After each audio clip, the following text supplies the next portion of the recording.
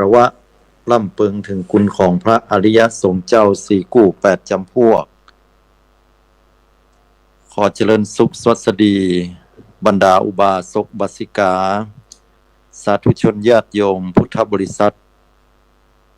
ผู้เป็นเพื่อนร่วมเกิดแก่เจ็บตายในสังสารวัฏอันยาวนานเหล่านี้ขณะนี้นั้นท่านกำลังติดตามรับฟังรายการใต้ห่มพระรัตนตรัยออกอากาศกุเจ้าของวันพุธในช่วงเวลา 5 นาฬิกาจนถึงเวลา 6 นาฬิการวมแล้วเป็นระยะเวลาอยู่1 ชั่วโมงด้วยกันและเช่นเคยดำเนินรายการโดยธรรมภาพอนรัยอนรโยซึ่งสาธุชนญาติโยมทุกท่านสามารถติดตามรับฟังรายการได้ทางสถานีวิทยุเพื่อการศึกษาพระพุทธศาสนาและวัฒนธรรมคลื่น FM 104.50 เมกะเฮิรตซ์วัดไฟหินต้องกราบขอบพระคุณในเมตตาธรรมของหลวงพ่อท่านพระครูปริยัติยานุศาสตร์ที่ปรึกษาเจ้าคณะอำเภอเมืองเชียงใหม่หลวงพ่อท่านพระครูสมุวิสุวัฒน์วรกิจโจผู้อำนวยการสถานีวิทยุคลื่น FM 104.50 เมกะเฮิรตซ์เจ้าวาดวัดฝ่ายหินจังหวัดเชียงใหม่สถานีวิทยุกระจายเสียงทุกคลื่นสถานีที่ได้ทำการลิงก์สัญญาณออกอากาศเพื่อนำเอาหลักธรรมคำสอนไปถึงโสตประสาทของบรรดาสาธุชนญาติโยมทุกท่านหรือรับฟังรายการถ่ายทอดสดทาง YouTube Channel ของช่องรายการได้โดยที่ศรัทธาญาติโยมติดตามรับฟังรายการย้อนหลังไปทาง YouTube พิมพ์คำว่าใต้ร่มพระรัตนตรัยก็ขออนุโมทนาคุณงามความดีกับศรัทธาสาธุชนทุกท่านที่ได้ติดตามรับฟังรายการมาโดยตลอดบางช่วงบางวันนั้นอาจจะบ่ได้จัดรายการเนื่องด้วยเหตุปัจจัยหลายประการล่าสุดนี้ก็มีการปฏิบัติธรรมการงานหน้าที่ก็มีการหลากหลายออกไปแต่ก็บ่เป็นหยังก็ยังได้มาปะกับศรัทธาญาติโยมทุกท่านเพราะด้วยหลักธรรมคำสอนของพระพุทธเจ้าญาติโยมสาธุชนทุกท่านเมื่อเฮาระลึกถึงคำสอนของพระสัมมาสัมพุทธเจ้าได้ทรงตรัสสอนหมู่เฮาพระองค์ทรงตรัสบอกไว้ว่ากายนี้ไม่ใช่ของเธอและไม่ใช่ของใครนะกายนี้เป็นเพียงกรรมเก่าที่เกิดขึ้นตั้งอยู่และดับไปตามเหตุปัจจัยต่างๆมีนักปราชญ์ได้กล่าวบอกว่าถ้าเฮาอยากจะรู้ว่าอดีตเนี่ยอดีตชาติเฮาเป็นอย่างไรเฮาเกิดมาเฮาจะเป็นอย่างไรพ่องเฮาทำกรรมมาอย่างไว้พ่องเพิ่นบอกว่าคือเฮาพอที่ปัจจุบันเฮามีความสุขมีความทุกข์อันใดนั่นแหละคือสิ่งที่เฮาได้กระทำไว้แล้วในอดีตและถ้าเฮาอยากจะรู้ว่าในอนาคตไปหน้าเฮาจะเป็นอย่างไรชีวิตของเฮาจะเกิดอย่างขึ้นเพิ่นบอกคือพอที่ปัจจุบันเป็นตัวกำหนดแสดงให้เห็นว่าปัจจุบันนี่แหละสำคัญที่สุดเพราะว่ามันเป็นเครื่องที่บ่งบอกอดีตและกำหนดอนาคตได้ตัวฉะนั้นเพิ่นถึงบอกให้เฮาว่าทำปัจจุบันให้ดีที่สุดโดยเหตุผลข้อนี้ทีนี้ถ้ามาอู้ถึงว่าอดีตเฮาเป็นอย่างไรพอที่ปัจจุบันเนี่ยคำว่าอดีตของอาตมาภาพนี่บ่ได้หมายถึงเฉพาะอดีตชาติอย่างเดียวนะบ่ใช่เฉพาะล่วงการนานไกลยาวไกลนะเพียงแค่ชาติเดียวละหมายถึงหลายๆชาติยาวไปในอดีตและขณะเดียวกันก็หมายถึงอดีตที่เป็นชาติปัจจุบันนี้ตัวคำว่าอดีตในที่นี้ขออาตมาภาพความหมายถึงตั้งแต่ที่โยมก่อนจะฟังธรรมะของพุทธเจ้าเนี่ยฟังธรรมตะกี้เนี่ยย้อนกลับไปตั้งแต่แรกตื่นเช้ามาญาติโยมทำมาอย่างพ่อง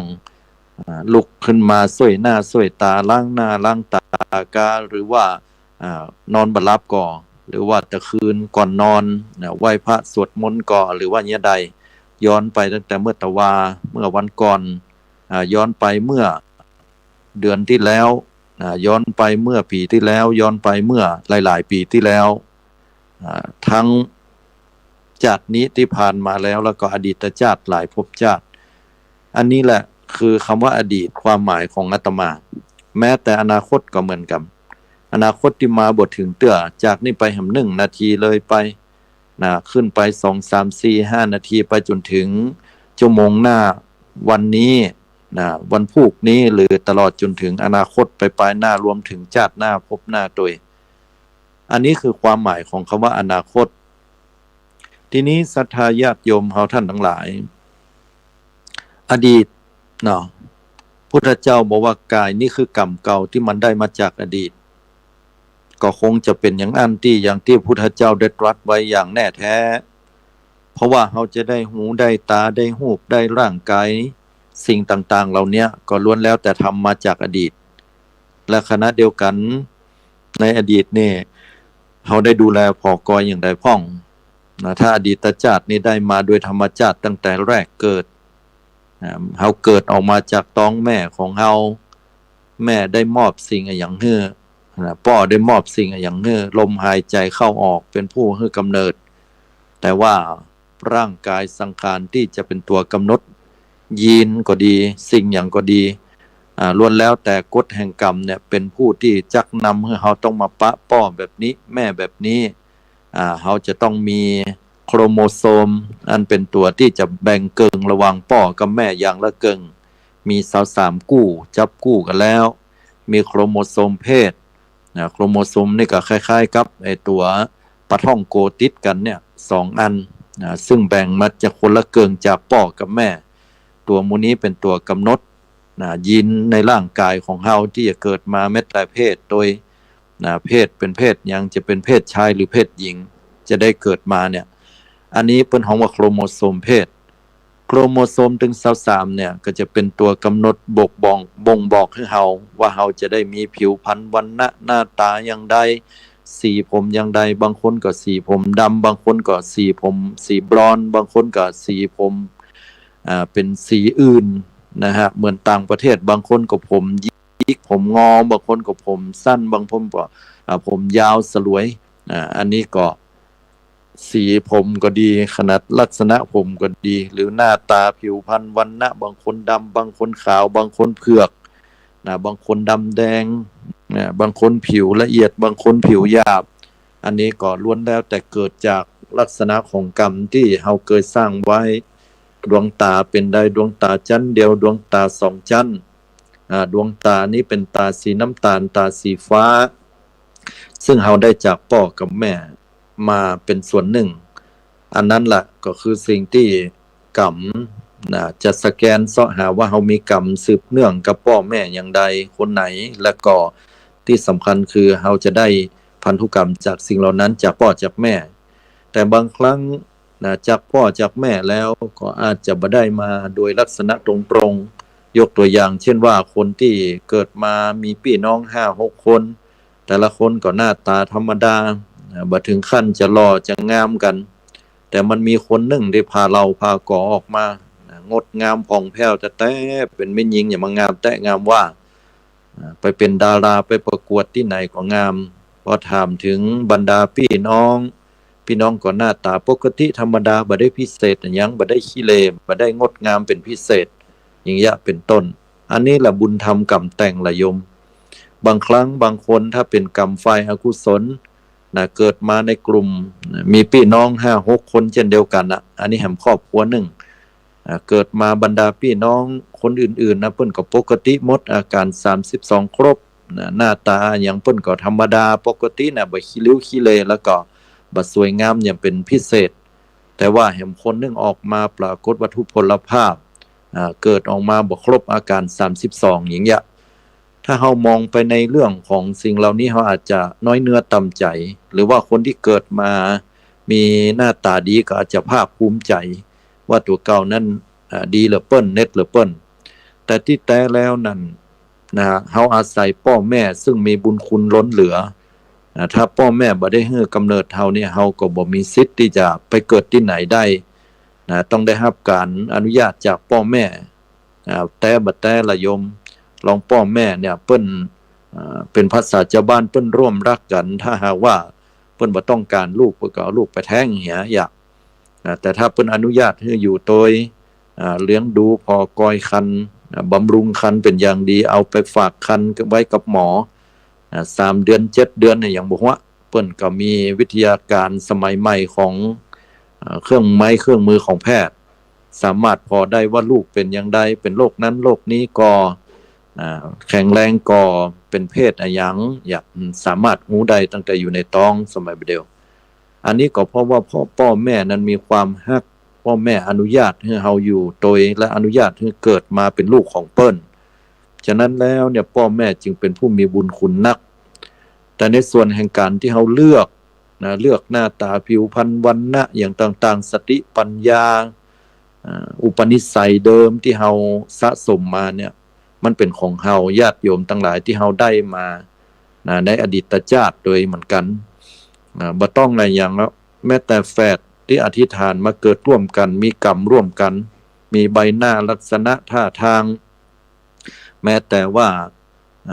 ผิวพรรณวรรณะหน้าตายังเหมือนกันเด๊ะทุกอย่างแต่สิ่งที่บ่เหมือนนั่นก็คือนิสัยบ่เหมือนกัน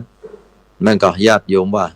มันจึงมีต่อให้ร่างกายมันก็ต้องมีจุดหนึ่งในที่รับการในที่แจ้งการจะมีความผิดแผกแตกต่างกันเล็กน้อยบางคนเหมือนกันอย่างแกะเนี่ยแต่ก็ต่อให้บ่มีจุดอย่างที่มันแตกต่างกันเลยเนี่ยแต่นิสัยนี่บ่เหมือนกันแน่นอนนะอาหารการกินก็บ่ชอบต่อให้นิสัยเหมือนกันก็คล้ายกันบ่ 100% อันนั้นก็เพราะบุญธรรมกรรมแต่งมาฉะนั้นกายนี่ก็คือกรรมเก่าญาติโยมทั้งหลายที่เฮาได้มาทั้งบัจจัยของเฮาแล้วก็บัจจัยของคนอื่นเขาว่าบัจจัยของเฮาในที่เนี้ยญาติโยมจะงงว่าก็เกิดมาเนี่ยบัจจัยของเฮาได้อย่างใดอีเนาะ1ละ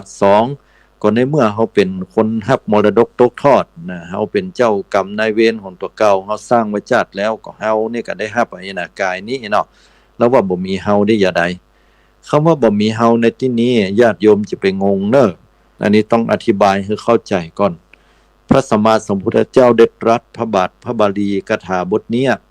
แสดงธรรมบทนี้ก็เพื่อเป็นการแสดงให้หันในเรื่องของปรมัตถธรรมธรรมแห่งความเป็นจริงแต่ว่าแต่ที่จริงแล้วกายนี่ก็บ่ใช่เฮาใจก็บ่ใช่แต่เปิ้นชี้ให้หันว่ากายเนี่ยมันเป็นเพียงแค่กรรมเก่าบ่ใช่ของเฮาเพราะว่าจิตใจนี่มันก็เกิดดับอยู่ตล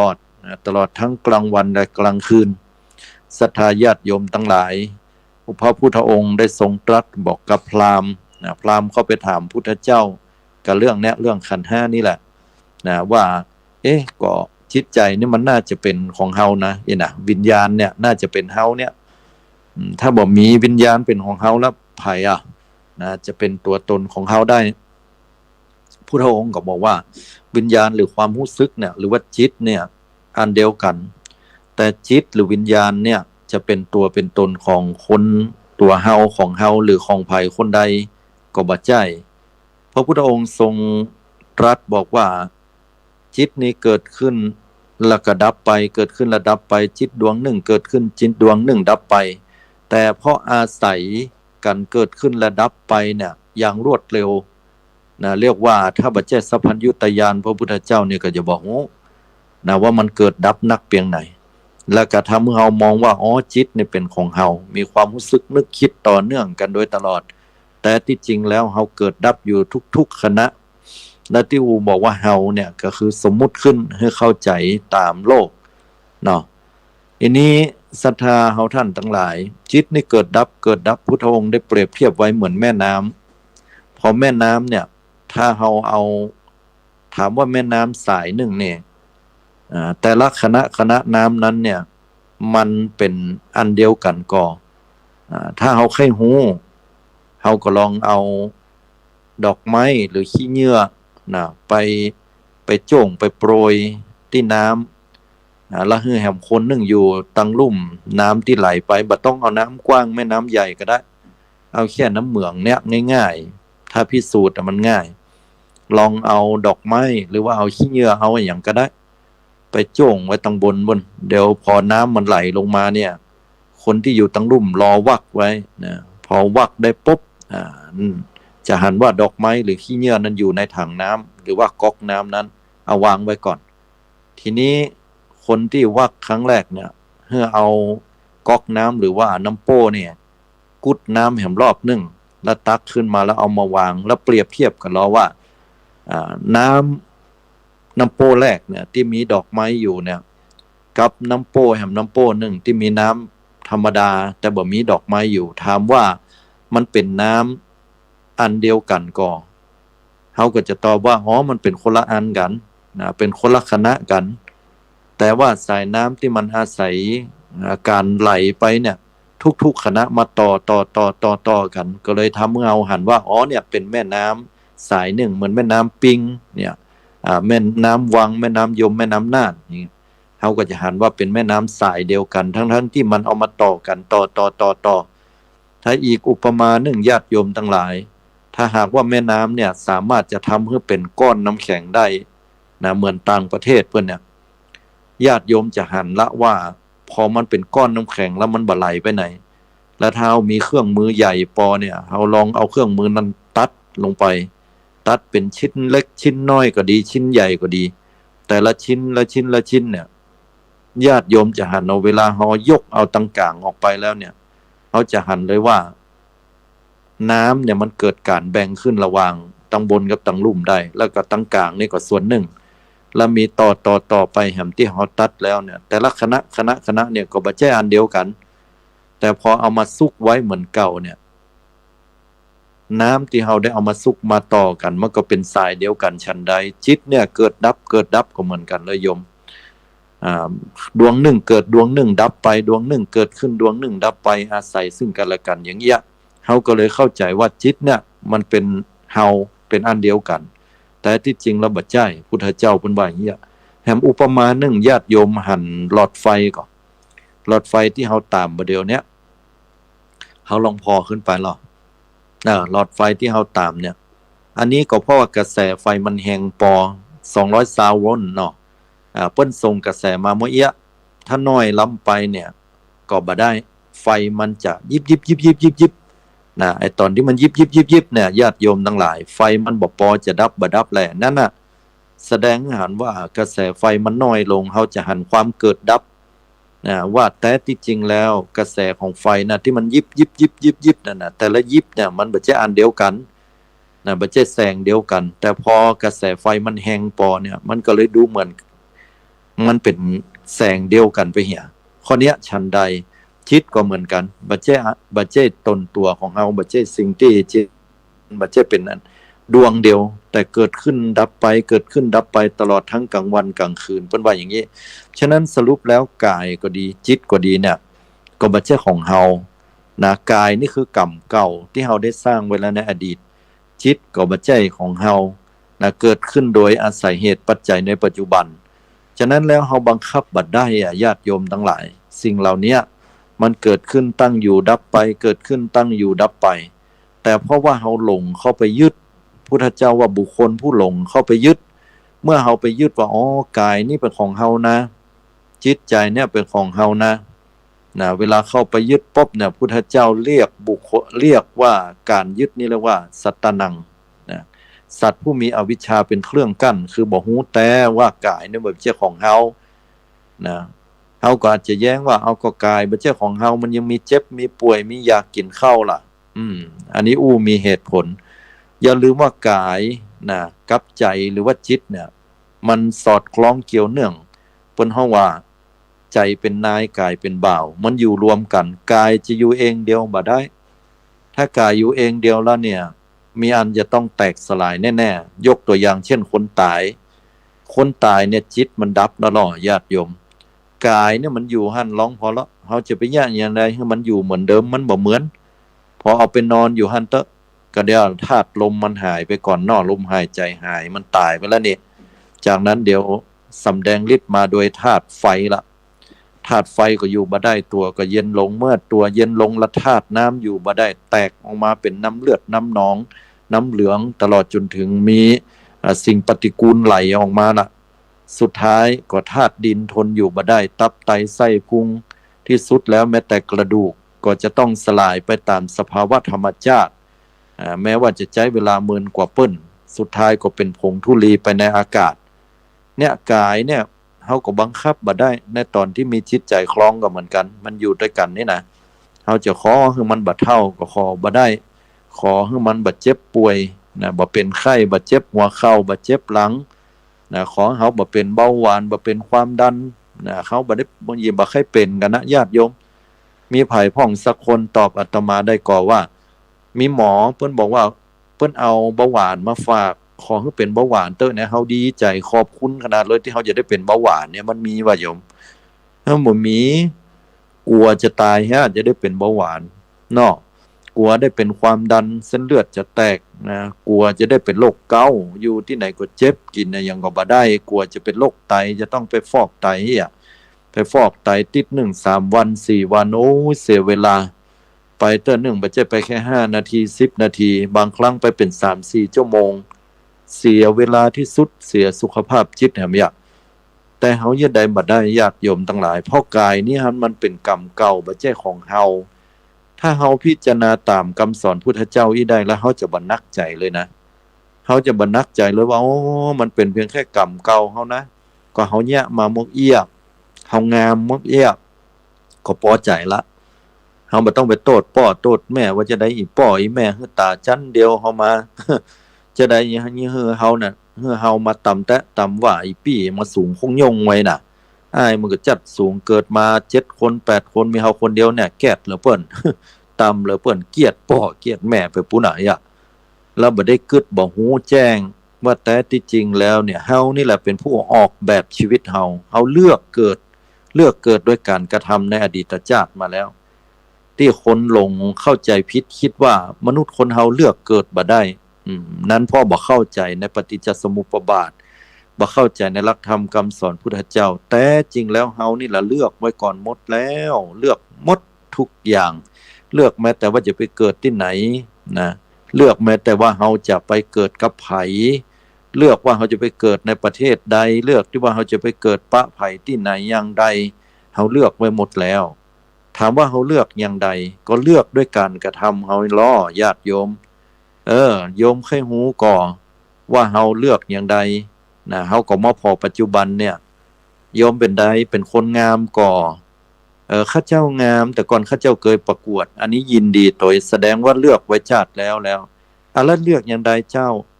คำเลือกของโยมคือโยมรักษาศีลดีโยมถึงได้งามบางคนเนี่ยบ่เคยไปหาหมอหาหมอเลยนะโอ้หายากเนาะบ่เคยไปหาหมอหาหมอบ่เคยเจ็บไข้ได้ป่วยบ่เคยนอนโรงพยาบาลนะบางคนนี่ปวดท้องเหมือนกันบางคนเตวเข้าเตวออกโรงพยาบาลเนี่ยหมอบ่ฮู้จักพยาบาลก็บ่เคยยากอันนี้ก็เพราะว่าอดีตชาตินั้นเบียดเบียนสัตว์แห่งคนหนึ่งบ่เบียดเบียนสัตว์มีเมตตาอันนี้เฮาเลือกเกิดไว้แล้วเนี่ยเลือกที่จะเป็นไว้แล้ว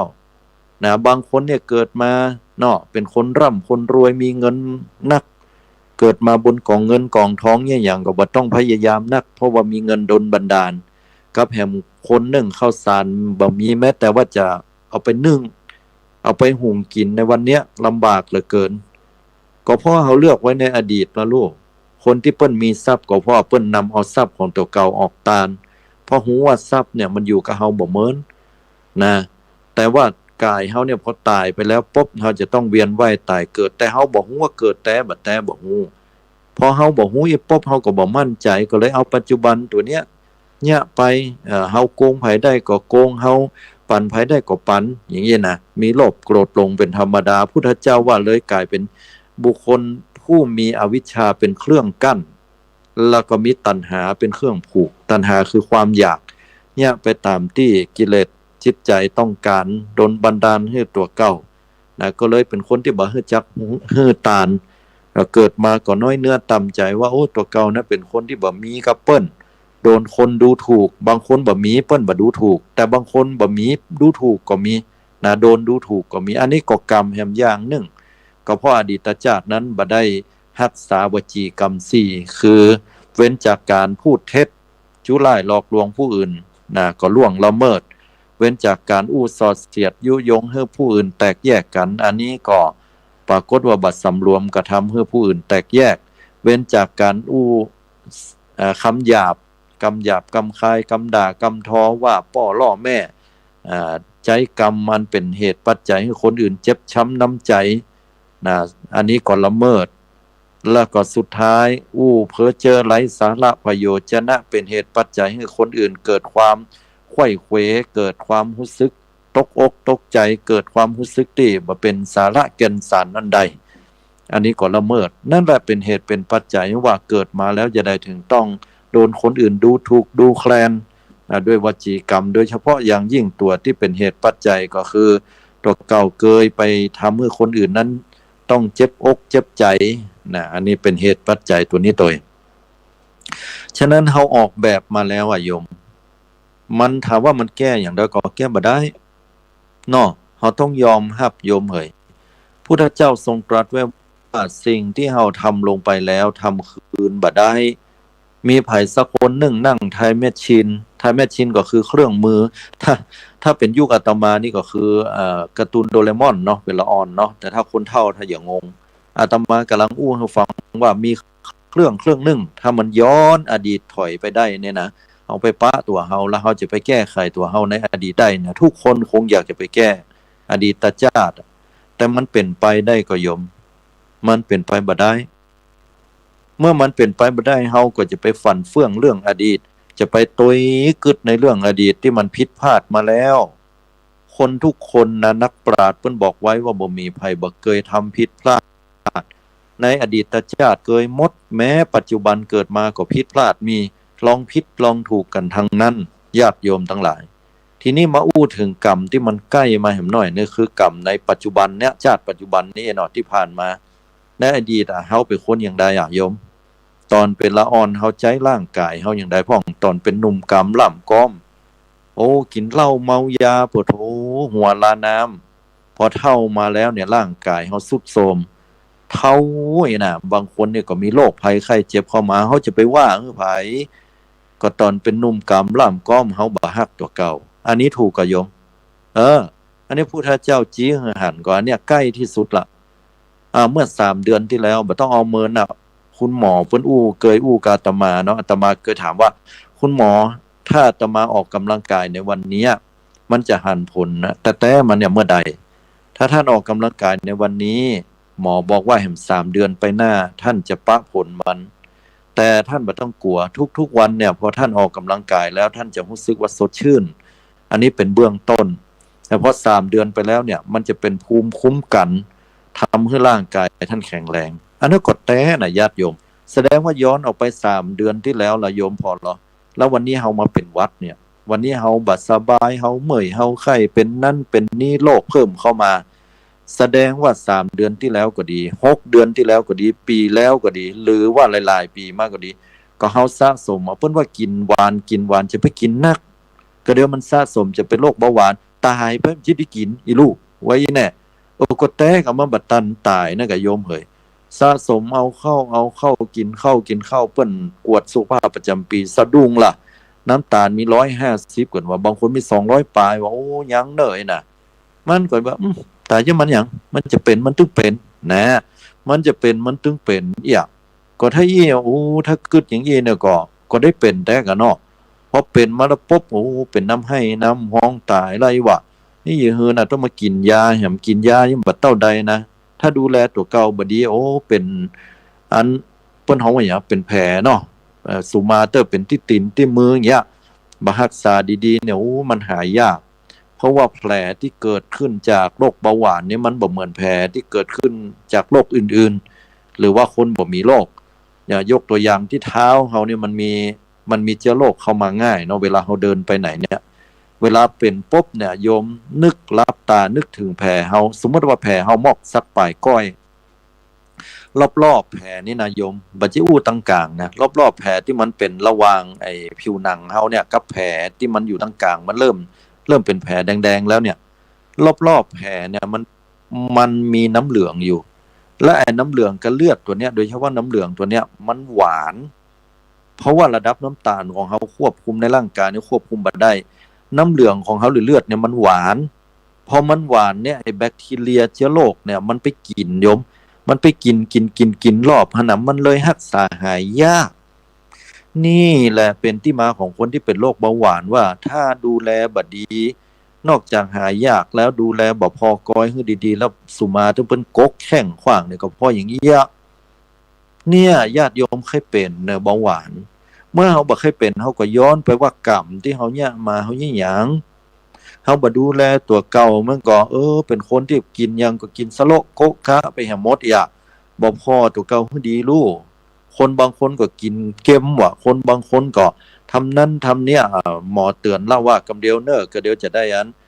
ความดันโลหิตสูงจะมานะยิ่งมาต่ำวัยตัวก็ยิ่งแล้ว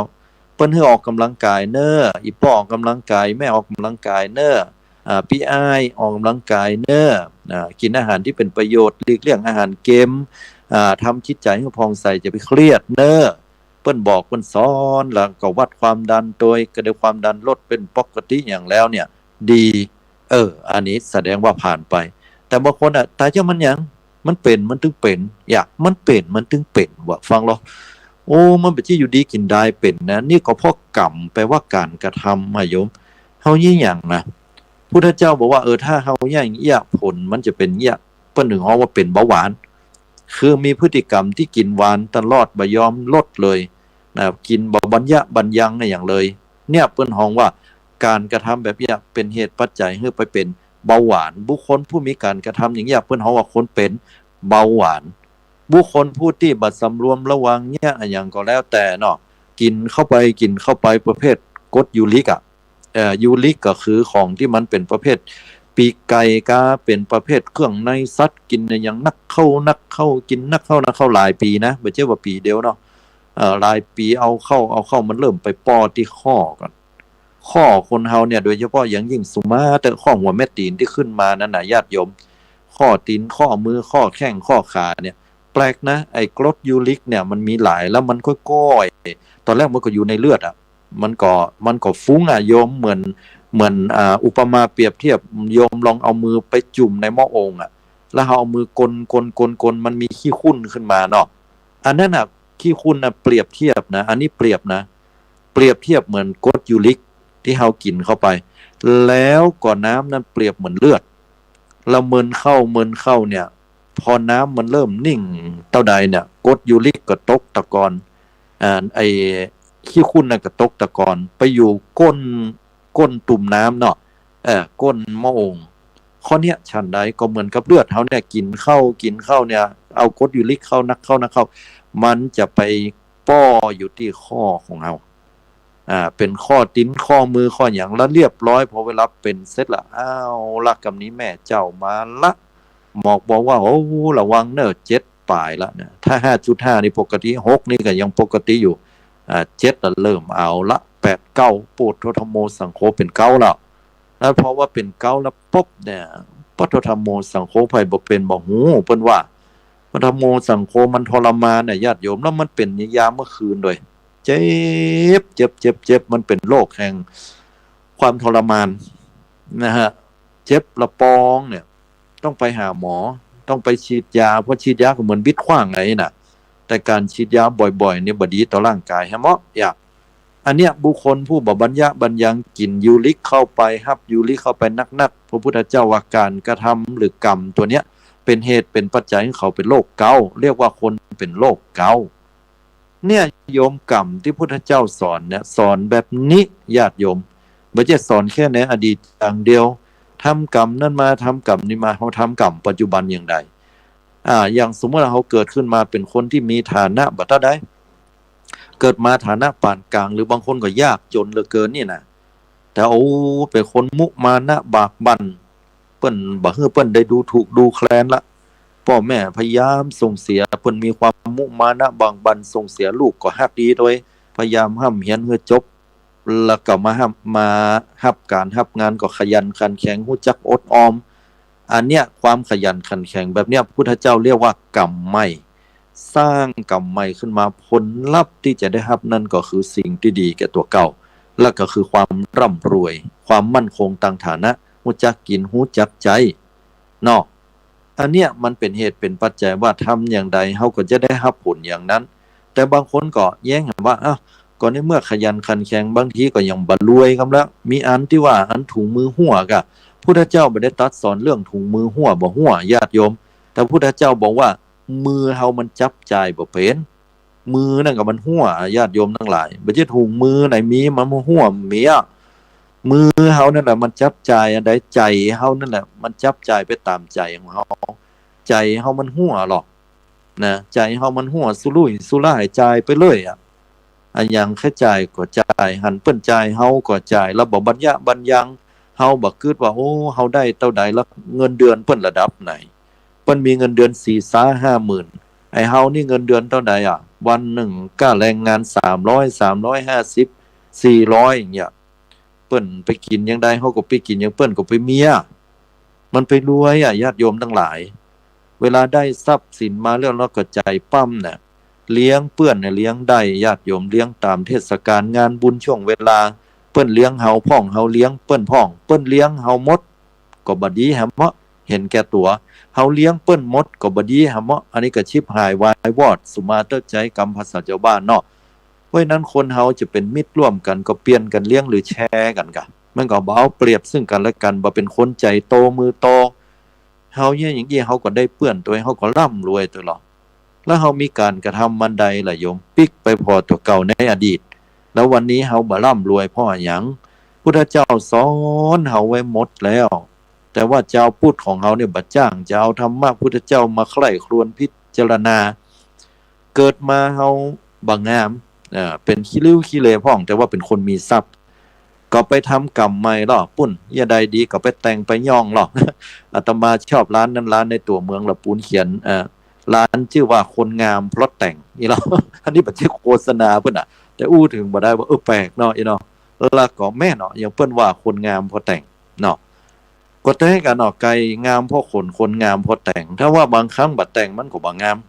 แต่คนบางคนนั่นพอแต่งแล้วงามอีน่ะก็เลยเป็นฮิตฮอตในยุคปัจจุบันของให้มีตังค์เด้อ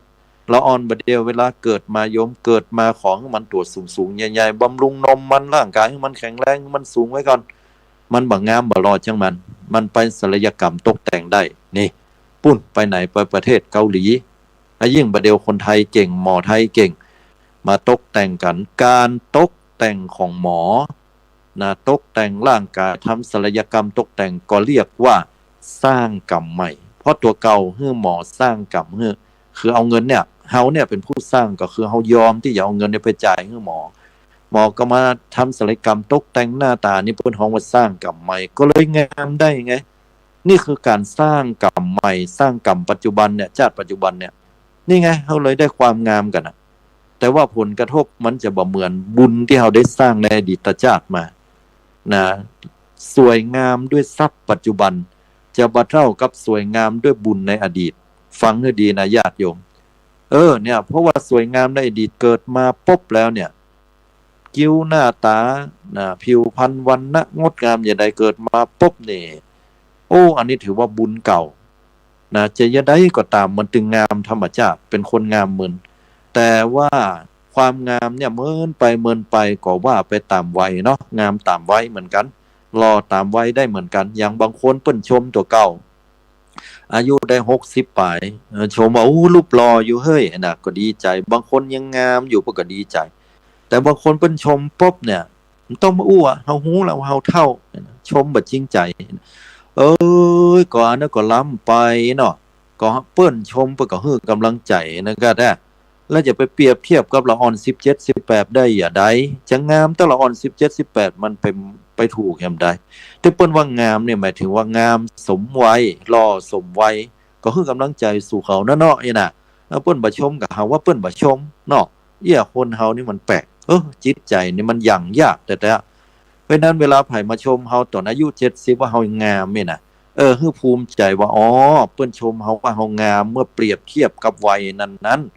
เปิ้นก็เปรียบเทียบเฮาในวัย70เนี่ยกะเนี่ยพอเราหมู่วัย70คนอื่นคู่ค่านะโมมดอันนี้สุขภาพยังดีอยู่เนี่ยเปรียบเทียบอีกบ่จะไปเปรียบเทียบกับละอ่อนมอก14 15 20ปลาย30ปลายไอ้หมู่นั้นมันแล่นมันโล่นไปตั้งหน้าพุ่นได้ลองเอาคนอายุ70ไปโล่นด้วยมันดอกล่างบ่ล่างในต้าวหั่นแขนหักขาห้านน่ะกันน่ะ ไผจะรอหรือไผละกำเนี่ยไผจะงามหรือไผละมันเปรียบเทียบกันบ่ได้ฉะนั้นแล้วเนี่ยที่เปิ้นบอกว่าเปิ้นคนนี้งามคนนี้หล่อคนนี้ดูดีน่ะเปิ้นชื่นชมบุญเก่าของเฮาเนาะเนี่ยเพราะฉะนั้นแล้วกรรมปัจจุบันเนี่ยเฮาสร้างขึ้นมาได้ไผที่สุขภาพอยากจะสุขภาพดีพักผ่อนให้นักๆเนี่ยหมอว่าพักผ่อน 7-8 ชั่วโมงเนี่ยบางคนบอกว่าโอ้มันไปได้อะไรนอนกินบ้านกินเมืองให้มันเป็นเพื่อบ่ได้รับ4 ชั่วโมงก็อิ่มแล้วกดแม่นอันนั้นก็ตึงปฏิเสธถูกต้องของโยมแล้วแต่เขาก็ต้องเข้าใจตัวนะว่าร่างกายเขาจะทรุดโทรมไปตามนั้นน่ะก็ในเมื่อเขานอนได้มกอันน่ะก็ยิ่งมันเขาก็ต้องยอมรับก็นะว่าร่างกายที่แท้เนี่ยหมอพูดว่าต้องพูดนะ7 ชั่วโมงขึ้นแต่ถ้ามันบ่ได้อย่างแท้ๆก็สัก6 ชั่วโมงนะรับพ่องตื่นพ่องก็ยังโอเคแต่ถ้าไผ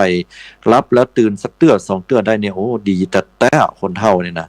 แต่บางคนน่ะบ่อันเน้อมีเป็นส่วนน้อยรับตั้งแต่หัวค่ำพอตื่นมากำเนี่ย4 โมง 5 โมงมาเจ้าบักเข้าห้องน้ำเลยโอ้สุดยอดแสดงว่าร่างกายเนี่ยโอ้เทียบเท่ากับคนหนุ่มเลยนะเนี่ยสุขภาพรับดีนอนดีบ่มีความเครียดอันนี้ก็เพราะสร้างกรรม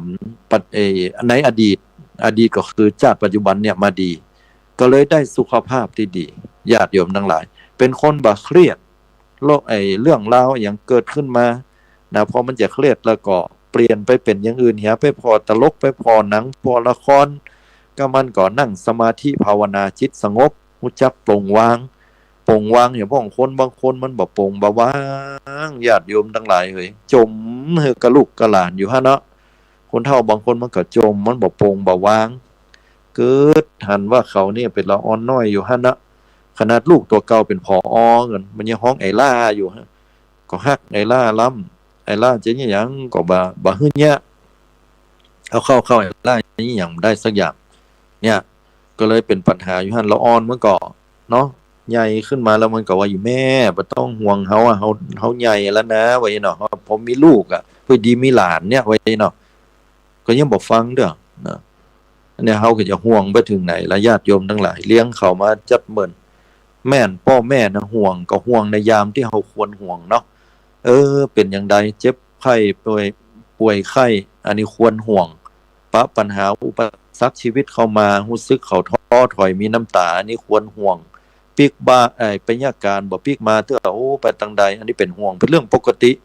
แต่บ่ใช่ว่าห่วงอะไรอย่างก็ห่วงหาอาทรไปเหี่ยวกู้ย่างไปโอ้มันก็ค่อยเกินไปกะเนาะเขาก็ใหญ่แล้วเนาะเฮาก็ปลงวางละเฮาก็เฒ่าก็แก่ถึงเวลาที่เฮาจะปลงจะวางละเอาใจของเฮาเนี่ยมาอยู่กับธรรมะของพุทธเจ้าเนี่ยเมื่อเฮาได้กายคือกรรมเก่านะมาปัจจุบันบัดเดียวเนี่ยบอกว่ากรรมในอดีตชาติหรือกรรมในปัจจุบันชาติที่ผ่านมาแล้วเป็นอดีตมาปัจจุบันเนี่ยพอตัวเก่าแล้วมีไขมันป้อกอไปกวดโรคประจำปีฮะพ้องแล้วเวลาจวนอีก็จะไปโทษนะเป็นตาทุเจ้านั่นก็จวนไปว่าอีเนี่ยบอกนะจวนไปว่าพ่อมันเพื่อไปกวดสุขภาพประจำปีว่าไปซ่อหาโรคนั่นก็อีว่าโอ้ยอกโยมเอ้ยมันบ่ใช่ว่าเป็นการไปซ่อหาโรคแม่นซ่อหาโรคก็ซ่อหาโรคแต่ว่าซ่อหาโรคก็แต่ถ้าเฮาเป็นอย่างเฮาก็ภูมิใจหรอก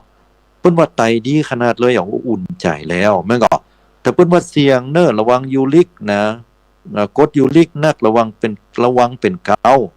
เฮาก็จะได้ปรับพฤติกรรมการกินของเฮาสร้างกรรมใหม่ก็โยมแม่นก็กินอันนี้ให้น้อยลงนะดื่มน้ำให้นักขึ้นเน้อเนี่ยพอไปกวดเหมือนอาตมาเนี่ยเคยมียูริก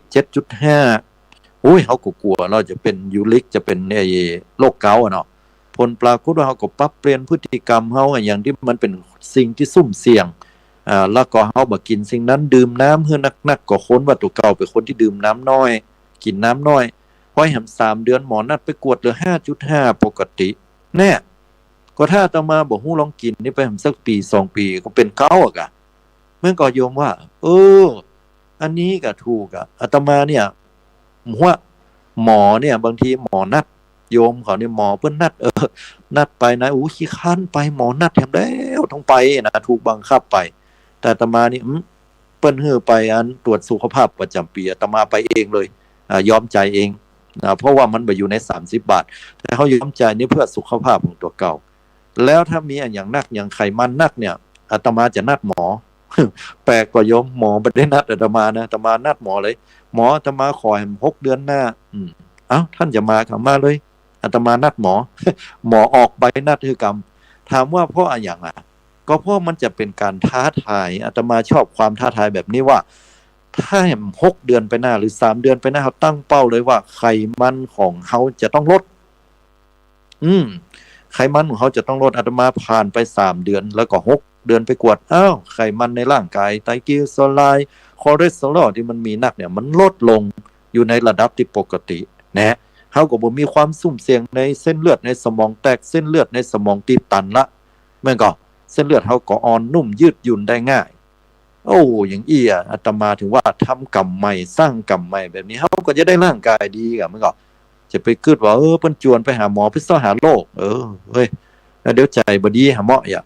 ก็เฮาแปลงใจไว้กับเมื่อมันเป็นแล้วเฮาก็ต้องเป็นก็ต้องยอมรับนะดีกว่าเฮาเป็นแล้วเฮาบ่ฮู้ตัวเกิดเขาลึกตึกตักเป็นมาอ่ะแล้วนอนติดนอนเตียงอยู่หั่นน่ะแล้วไผจะมาดูแลลูกเฮาก็บ่นอนดูแลอยู่หั่นแล้วแปลงปากเตยตึงเยิงเวตาพอเข้าบ่ได้สบายดีก็อู้ก็บ่ได้อ่ะโยมแล้วอยู่หั่นแหมหลายๆปีลูกเต้าก็จะต้องได้พอไปไหนก็ไปบ่ได้โยม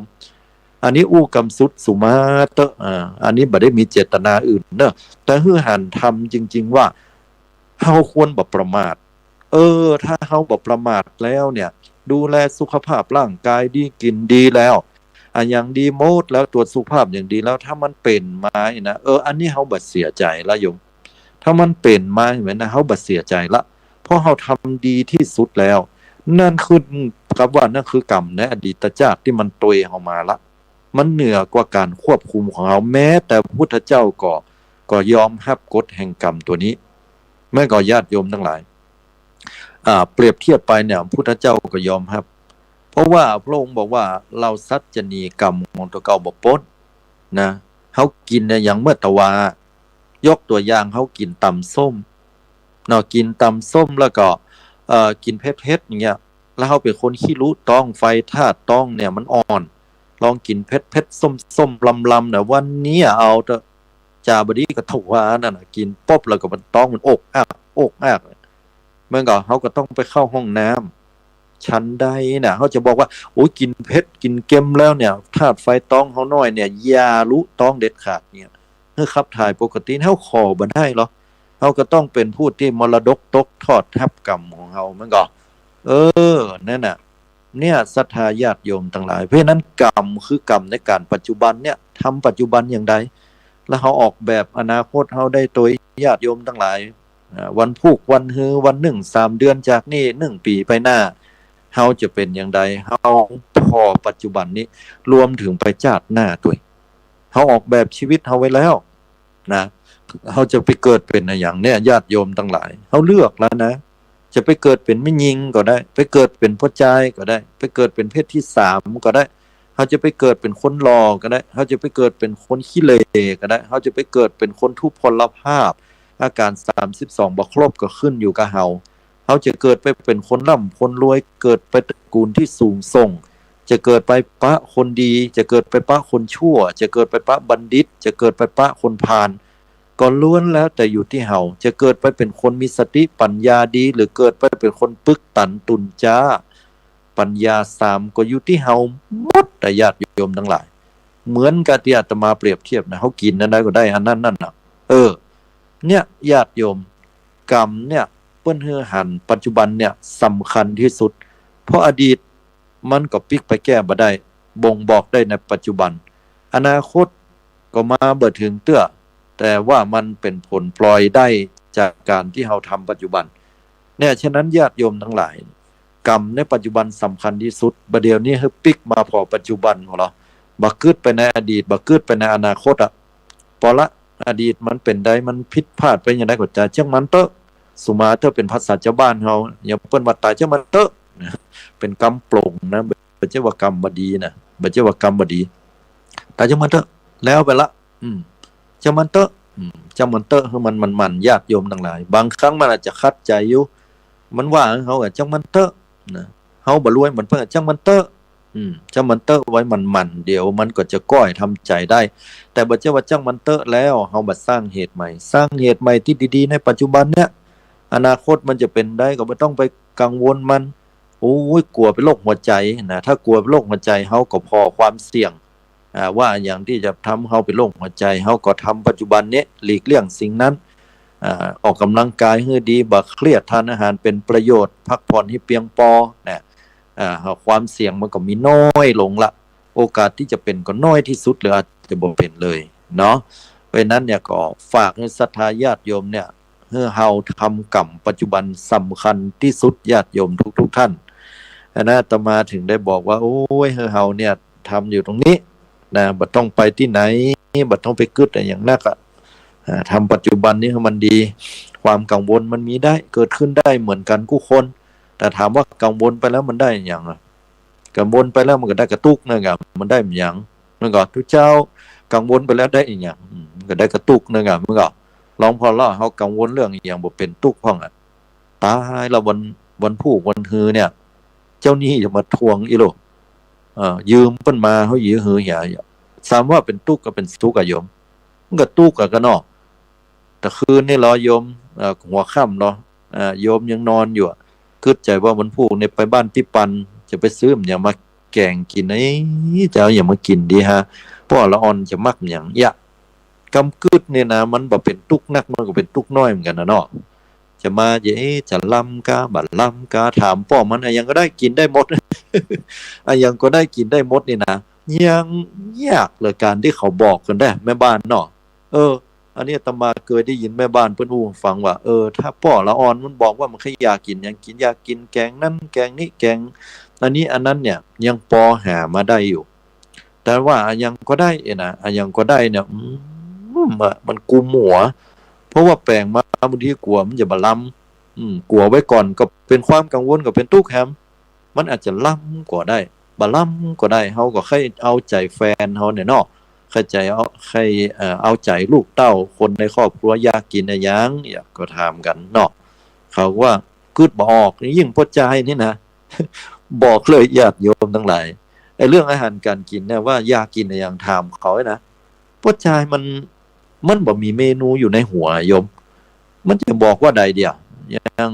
บางทีโยมก็มาถามอาตมาก็คิดบ่ออกนะอยากกินอะไรอย่างเนี่ยสุดท้ายก็บอกว่าอะไรอย่างก็ได้เนาะหนึ่งที่เขาบอกว่าอย่างก็ได้นั่นก็คือง่ายตัวเพิ่นสิเนี่ยสองก็คือว่ากินอย่างอื่นก็ได้เผื่อมันจะล้ำก็ได้อย่างก็ได้นะแต่คนไปเนี่ยซึ่งยิ่งแล้วใหญ่กุมหัวเลยว่ากูอย่าเอาอย่างที่เพราะกลัวว่ามันบ่ถูกใจทุกเจ้าน่ะอันนี้พูดก็ใส่ใจดีไปแหมแบบถามว่ารวมความแล้วเป็นได้ก็เป็นทุกนั่นแหละเนี่ยเอาทุกแบบเบาๆง่ายๆเนี่ยญาติโยมเพราะว่าคิดไปในอนาคตเนาะฉะนั้นแล้วเนี่ยก็อยู่กับปัจจุบันเนาะก็ทำไปในเมื่อบอกว่าอย่างก็ได้ก็ทำไปทำให้มันดีที่สุดล้ำบ่ล้ำก็เปิดโอกาสแล้วว่าอย่างก็ได้ยังไงแล้วเพื่อนมาจมที่หลังนี่บ่ถูกละเนาะเขาไปบอกเพื่อนอันนี้เนาะเนี่ยญาติโยมอยู่กับปัจจุบันมีความสุขที่สุดไผจะมองเฮาอย่างใดก็แล้วแต่นะว่าไอ้คนนี้มันเคยเป็นอย่างนั้นไอ้คนนั้นมันเคยเป็นอย่างนี้ปัจจุบันเฮาบ่เป็นอย่างนั้นละลูกเพราะว่ามันคนละคณะจิตกันแล้วไอ้คนเก่ามันก็ตายไปแล้วไผเมื่อใดจะเป็นก็คนเก่าอย่างนั้นตลอดมันเป็นไปบ่ได้ขนาดร่างกายคนเฮาผมหัวมันยังงอกมึงเหรอเล็บเหรอเฮายังตัดติดละเตื้อมึงเหรอมันจะอยู่อย่างเก่านี้ผมหัวเฮามันไม่ใช่ว่างามสลวยดำตลอดเดี๋ยวก็ขาวไปบ่แตกปลายมันต่างหากต้องเอามีดแซมเนี่ยไปแค้มมันออกเนี่ยมึงเหรอผิวหนังเฮาลองบ่อาบน้ำหรือขี้ใครปุ๊ไว้น่ะมึงเหรอกะลี่เฮาเหรอขี้แห่เฮาเนี่ยบ่อาบน้ำเราเหม็นตึ้งโอ้มันต้องคัดต้องสีกูวันละคนเก่าน่ะมันก็ตายไปกูวันโลกเฮาบ่ฮู้บ่ได้มันสืบเนื่องมาตลอดสืบกันมาแล้วใจคนเฮายิ่งตายโวยตลอดตายเกิดดับตลอดเพราะฉะนั้นโยมโอ้ยไร้สาระอดีตที่เจ็บปวดมาผิดพลาดนันใดสุมาแต่ขอโทษเนอะขอใจคำนี้อาจจะเคยเข้าคุกเข้าคอกมาก็ตามมันยังก็ตามบ่ต้องไปคิดถึงอดีตแล้วโยมเฮาเป็นคนปัจจุบันเป็นคนดีก็พอไผจะมองเฮาอย่างใดสังคมก็เหมือนกันให้อภัยซึ่งกันและกัน มาอยากหันสังคมนี่เป็นสังคมแห่งการให้อภัยให้โอกาสนะบอกว่าใครจะผิดพลาดมาเพียงใดก็ตามหรือบ่ผิดพลาดก็ขอให้เป็นสังคมที่เกิดการยกย่องผู้อื่นบ่ใช่ว่าเปิ้นผิดพลาดละเหยียบย่ำบ่ใช่ว่าเปิ้นได้ดีและอิจฉาจะต้องมีการยกย่องคนอื่นและให้กำลังใจเมื่อกำอย่างเงี้ยคนอื่นเปิ้นก็ให้กำลังใจเฮาเหมือนกันเนาะคนอื่นเปิ้นก็ให้อภัยเฮาได้เหมือนกันเนาะต่อให้มันบ่ได้ในวันนี้วันพรุ่งบ่ได้ในชาตินี้ชาติหน้ามันถึงได้โยมมันถึงได้สักวันหนึ่งมันถึงได้สักชาติหนึ่งบ่มีละสิ่งที่เราทำแล้วนี่ฟรีบ่มีละสิ่งที่เราทำแล้วนี่บ่มีผลพุทธเจ้าว่ามีผลหมดทุกอย่างแม้แต่พระสัมมาสัมพุทธเจ้าพระองค์ท่านเนี่ยตอนที่จะปรินิพพานที่เมืองกุสินาราเนี่ยจำประวัติได้ก่อนญาติโยมเสด็จไปไปกับภิกษุประมาณ500 ตนนี้เนาะเดินทางกันไปมีพระอานนท์เป็นอุปถากพระองค์จะได้ไปปรินิพพานที่เมืองกุสินาราระหว่างทางนั้นก็ได้รับภัตตาหารมื้อสุดท้ายคือสุกลมัทธวะก็ประมาณว่าทำจากเนื้อหมูก็แล้วกันเอาง่ายๆเนาะเป็นอาหารที่ทำจากเนื้อหมูนายจุนท่าถวายก็ปรากฏว่าพระองค์ได้หูเราเอาวิบากกรรมตัวเก่าต้องมาละก็เลยสั่งเนี่ยนายจุนท่าเนี่ยพระองค์จะฉันแต่ว่าที่เหลือนี่เฮ้อคุดหลุมฝังไปหมดบ่เฮ้อหนูเฮ้อนกเฮ้อหมาเฮ้อแมวเฮ้อคนเฮ้อตู้เจ้าพระเนรได้ฉันละแล้วก็ยอมที่จะฉันเพราะว่าบรรลีกเลี่ยงกรรมตัวเก่าในอดีตที่มาถึงกล่าวกันว่าในอดีตพระองค์ได้วางยาผู้อื่นในอดีตชาติหลายชาตินะไม่ใช่ชาติปัจจุบันนะเหมือนการนั้นไกลละเมื่อสมัยครั้งที่สะสมบุญญาธิการปรมีเพื่อนหอว่าโพธิสัตว์ทำพิษพ่องถูกพ่องเนี่ยเนาะเป็นเรื่องปกติพระองค์ท่านไม่ได้บอกยกตัวเก่าว่าเป็นคนดีมากู้พบกู้ชาติไม่ใช่แต่พุทธองค์ก็บอกว่าเป็นอุทาหรณ์สอนใจว่ามีอยู่ชาติหนึ่งเฮาตถาคตนั้นเคยเป็นหมอยาถ้าตมาจำพิษสุมาตัวเนอะเกิดเป็นหมอยาแล้วก็ผสมยาให้กับนางคันผู้ที่มารักษานะปรากฏว่าคนนั้นเนี่ยมันเป็นลูกเศรษฐีพอหายจากเป็นโรคชนิดหนึ่งหายแล้วปรากฏว่าเศรษฐีนะคิดจิก็บอกว่ายังบ่หายเตื้อน่ะบ่หายดีเตื้อตัวเก่าที่เป็นหมอเนี่ยตรวจพอละหูเลยว่าไอ้คนนี้มันจุด้วยความแค้นใจบ่ได้ทรัพย์บ่ได้สินบ่ได้เงินทองจากการรักษานั้นก็เลยบอกว่าก็เดี๋ยวจะให้ยาพิเศษไปแหมขนาดหนึ่งเพื่อบำรุงร่างกายไว้หรอกก็เลยผสมยาพิษเข้าใส่ให้กับลูกของเศรษฐีซึ่งกำลังท้องอยู่ก็ปรากฏว่าแท้งออกมาแล้วไปบ่ปอก็ตกเลือดแล้วก็ตายไปด้วยวิบากกรรมเนี่ยพุทธเจ้าเลยไปเกิดม่อนะ6พุ่นน่ะโดสุมาเติมเจ้าพุทธเจ้าเนาะขอโทษเนาะโยมอดีตชาติพระพุทธเจ้าที่เป็นโพธิสัตว์ไปเกิดม่อนะ6พุ่นน่ะเนาะไปเกิดม่อนะ6หลังจากที่เสวยกรรมนักเรียบร้อยแล้วก็นึกว่าจะหมดแล้วพุทธองค์บอกว่าเศษกรรมนั่นเองญาติโยมทั้งหลายเศษกรรมเศษมันว่าเศษเสี้ยวมันนั่นน่ะตัวมาหาพระพุทธเจ้าตอนที่พุทธเจ้าจะเสด็จไปเมืองกุสินาราไปฉันสุกลมัทธวะแล้วก็ปรากฏว่าเจ็บต้องแล้วก็ขอพระอานนท์ว่ารอกำเดียวเนอพระองค์ก็เลยไปขับถ่ายอยู่ระหว่างตั้งสมัยตะก่อนยังอินเดียเนี่ยไปแอลเตอร์เปิ้นก็จะมีห้องน้ำสาธารณะทั่วไปอันนี้เป็นธรรมชาติของเปิ้นพุทธองค์ก็เหมือนกันก็ไปที่บังหูบังตาให้น้อยขับถ่ายโอ้พอเดินมาออกมาแล้วเนี่ยโซซัดโซเซบอกอานนท์บอกว่าพระอานนท์ว่าอานนท์ไปเถอะเราจะไปกุสินารากันเรือแฮมบักไก่ละพุทธองค์เนี่ยเดินสั่นโยกไปเนี่ยแข้งขานี่พอจะปัดตั้งพระอานนท์ก็คิดว่าโหพุทธเจ้าอย่างนี้เป็นอย่างน่ะด้วยความสงสัยก็เลยเป็นลักพอว่าที่เปิ้นขับถ่ายเป็นอย่างโปรดโทญาติโยมเป็นเลือดเป็นกองเป็นลิ่มมาโปรดธรรมโมสังโฆถ้าเป็นเฮานี่อยู่ห้อง ICU พุ่นน่ะพุทธเจ้าเนี่ยในบาลีเพิ่นบอกว่าใจอธิวาสนขันติความอดทนอย่างยิ่งยวดสุดท้ายนี่แหละญาติโยมจะขอบอกว่าแม้พุทธเจ้าเนี่ยบริสุทธิ์บริบูรณ์เพียงไหนสุดท้ายก่อนจะปรินิพพานแต่กรรมก็บ่เว้นเพราะฉะนั้นบ่มีคำว่าฟรีนะญาติโยมทั้งหลายจะยังก็ตามนี่คือกลัวบาปกลัวกรรมบ่กลัวไอ้แก้วไอ้ค้ำไอ้ม้าบ่กลัวระดับผู้รักผู้ใหญ่ที่ไหนภัยก็แล้วแต่กูบ่กลัวสักคนก็ขอให้กลัวกฎแห่งกรรมญาติโยมบ่กลัวกฎหมายบ้านเมืองบ่กลัวหยังสักอย่างบ่กลัวอินตาพรหมยมยักษ์ไหนก็ขอให้กลัวกฎแห่งกรรมเพราะมันให้ผลอย่างแน่นอนญาติโยมฉะนั้นขอเฮาเลือกสร้างกรรมดี ละกรรมชั่วทำแต่สิ่งที่ดีๆออกแบบสิ่งที่ดีๆให้ดีที่สุดชีวิตที่สุดภายบ่ให้เกิดสร้างเหตุกรรมที่ทำเฮาบ่เกิดคือมรรคแปดส่วนจะมรรคแปดเป็นอย่างไรก็โปรดติดตามตอนต่อไปวันนี้เวลาหมดลงเห็นแล้วอาตมาภาพก็ขอนำเอารายการใต้ห่มพระรัตนตรัยปิกปอกไปก่อนขอความผาสุกวิหารธรรมบังเกิดแก่ทุกท่านแก่พุทธบริษัทเฮาท่านทั้งหลายให้ท่านทั้งหลายได้มีความสุขความเจริญสมมุ่งมาตรปรารถนามีสุขภาพแข็งแรงเจริญด้วยอายุวันนะสุขภละขอให้ได้ดวงตาหันธรรมถึงฝั่งมรรคผลนิพพานโดยเร็วพลันทุกท่านทุกคนทุกผู้ทุกนามด้วยเทินเจริญปอน